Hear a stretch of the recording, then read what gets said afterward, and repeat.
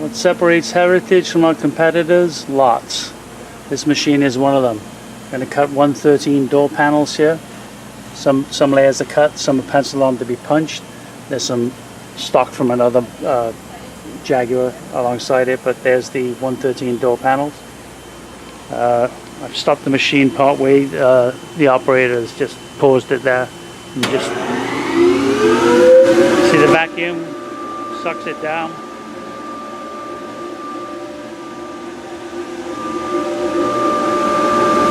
Should cut the second door.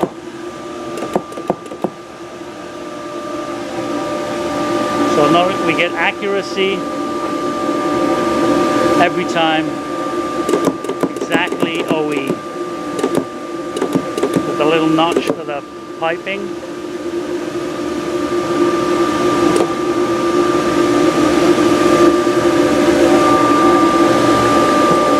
And there we go.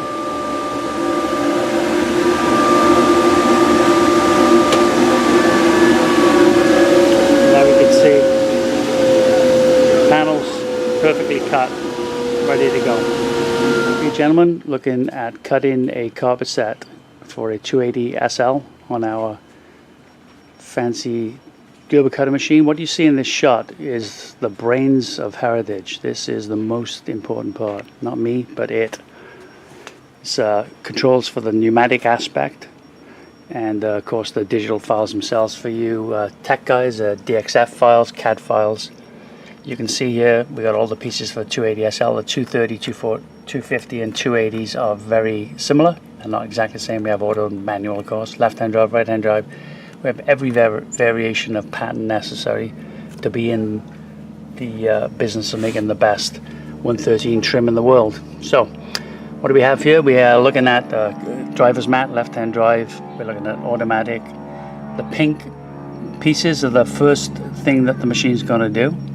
It's going to cut the around for the pedal and for these two pieces here, and the hole, of course, for the for around the shifter.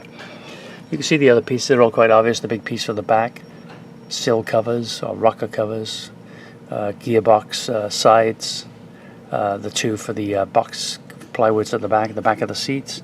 We got the rear bulkhead over the prop shaft there, and we have two variations of the carpet that goes inside the wooden cubby box.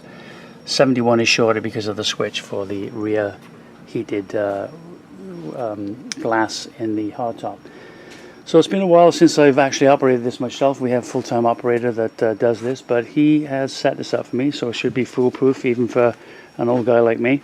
So first thing we're going to do is start up the table. See the holes here in the table? It's a vacuum. It's a big aluminum plenum underneath, big 4 horsepower 3-phase motor down there. I'm going to suck the air out of this. The plastic's going to hold the carpet in place. It's very important so it doesn't move when we're cutting it. So first we do that. And see how tight the vacuum is here. Okay. So everything is set. We have the pointer laser light in the right position. We check the width. We've got everything good. We press the button, and this never fails to put a smile on my face. There's a notch line ready to show the positioning of the heel pad for the driver's side. So they're not notch. So we'll look for that notch when they're doing the placement of the heel pad. It helps. Now, we've got rear mats there. We have to be very careful. This thing moves at, between cuts, it'll move at almost a meter a second. It's very, very quick. Slow down for the cuts. We've got some notches happening there, some more lineup marks. We've got those two holes that I talked about. Actually, it isn't the first function, what do I know? But now we're looking at the driver's mat being done. You can see there. Okay, so we'll go back to the screen and you can see it plotting. And when it's done, it highlights. So notice it's gone bold. It's moving all over in haphazard way. There's a reason for that. It's the way that you create this file. It doesn't matter to us because we're not, if we were mass producing, we would correct that and we'd have it not move all over the table. Does that make sense? But in this particular case, it just does its thing whenever it wants to do it. And who's to argue? You definitely don't want to get in the way of that hardened steel blade, that's for sure. So we got the inner sills or rocker covers. There we go. Bingo. Okay, so let's go look at it again. Love it. Absolutely love it.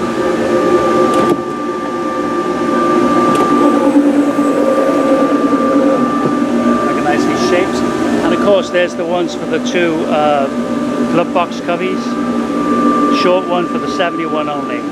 It gets discarded. We cut it so that we have one file does all.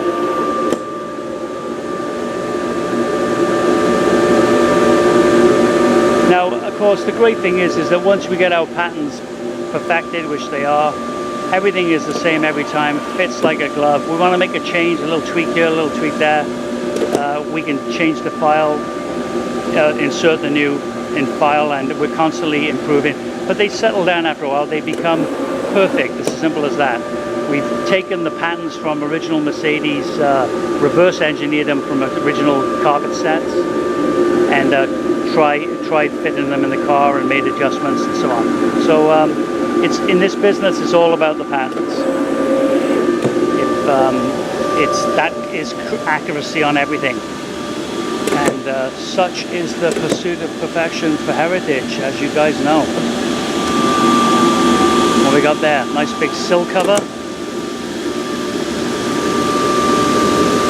Ta-da! Look at that. Beautiful.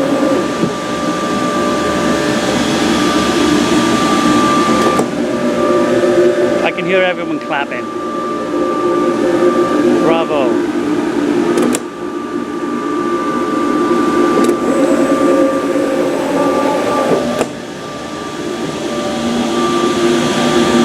Just for fun, I'll show you a little. We haven't mounted it yet since the move, but there's the first cut that we did with the machine. We have the ceremonial bottle of champagne and the cutting of the hand cut knife, also knife there, symbolizing the end of hand cutting.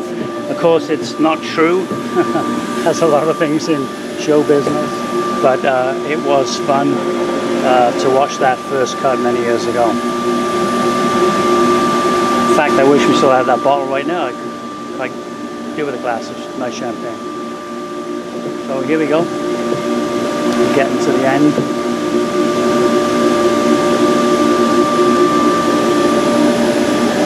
The pressures for the blades are set here. It's important that the knife pressure is the right amount, not too much, that it cuts into the bed.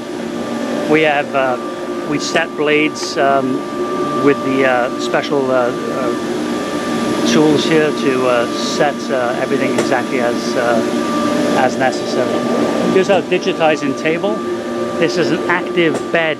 That puck that's on top there, the controller has crosshairs, and that's we click, and this bed knows where that is, and therefore it creates the file. So we put a paper pattern up here, and then we click around, and then it creates the CAD file, and then we bring it from that PC to the Gerber, and then we nest for best yield. Not only for best yield for us, but also, most importantly, the direction of the grain. Okay, it's very important that the grain on this carpet stays square. Okay, so it was at Mercedes too. Now, of course, at Mercedes they tool cut, so they had press tooling, like a giant cookie cutter with sharp edge blades, hardened steel. They put in a press, they hit it with a lot of tonnage, and it cut right the way through. And I think that Fritz at the factory in 1969 would have been pretty damn impressed with this setup. I bet they wish they had it, and I'm sure Mercedes have a few of these now. Anyway, there we go. You can see all the pieces here, all nicely cut. Let's take another one out. What we got here? Rear mat. It's hard to get out, of course. It's There we go. Look at that. That's beautiful. Ta-da! Okay, guys. Some of the threads need a little finish off with the knife blade, but that's normal. There you go. That's how we make such well, frankly, the best carpet set Mercedes SLs anywhere in the world.